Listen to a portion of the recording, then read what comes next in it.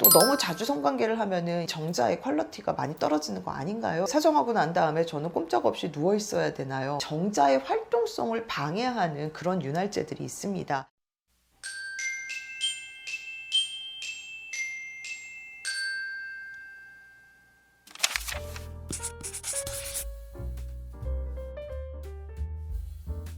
또 궁금해하는 게, 선생님 참았다가 성관계 안 하고 기다렸다가 딱 배란일에 한 번에 끝내야 이거 가장 확률이 높은 거 아닌가요? 또 너무 자주 성관계를 하면은 이 정자의 퀄리티가 많이 떨어지는 거 아닌가요? 라고 하는데, 물론 여러 번 사정을 하면 다소 떨어지는 게 사실이지만 뭐 그렇게 큰 차이는 없다고 돼 있고요. 또 적정한 금욕기관, 즉 정자의 퀄리티를 위한 적절한 금욕기간은 한 2에서 3일 정도로 돼 있어요. 그래서 2, 3일 정도 금욕하시는 걸로 충분하니까 일주일, 열흘, 뭐 한 2주 뭐 금욕을 했다가 성관계를 하실 필요는 없습니다. 가끔 임신을 준비할 때 사정하고 난 다음에 저는 꼼짝없이 누워 있어야 되나요? 물구나무를 서놔야 되나요? 뭐 이런 걸 물어보시는데요.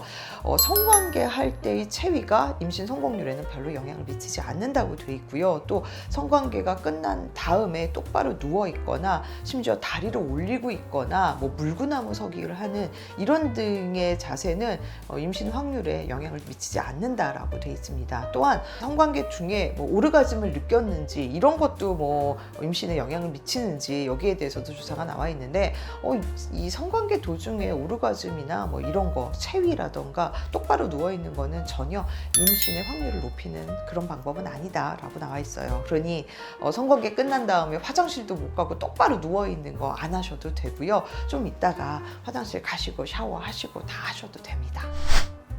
가끔 성관계 할 때 질 건조나 성교통 때문에 일명 윤활제, 러브제를 사용하시는 분들이 있어요. 그래서 사용하시면서도 이거 사용해도 되는지, 임신에 방해되는 건 아닌지, 또 이 러브젤이, 윤활제가 애기한테 나쁜 영향을 미치는 건 아닌지 걱정하시는 경우가 있는데요. 다른 게 아니라 이제 정자의 활동성을 방해하는 그런 윤활제들이 있습니다.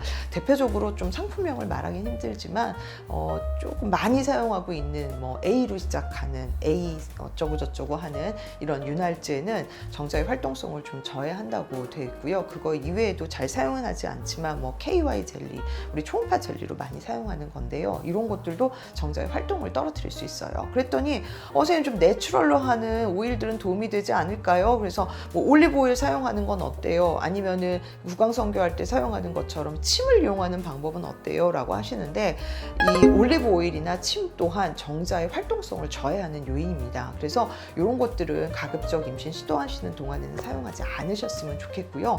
반면 정자의 활동성을 해치지 않는 오일들이 있어요. 일명 뭐 미네랄 오일이라던가 또 카놀라 오일은 별로 문제가 없다고 돼 있고요. 우리나라에서 잘 사용하진 않지만 겨자 오일, 뭐 이거 따가워서 사실 사용할 수는 없겠지만 이것 또한 정자의 활동성을 저해하는 건 아니기 때문에 내가 성교통 때문에 혹은 질 건조 때문에 이 윤활제가 꼭 필요하신 분들은 이런 안전한 제재의 그런 윤활제를 사용하시면 도움이 될 것 같아요.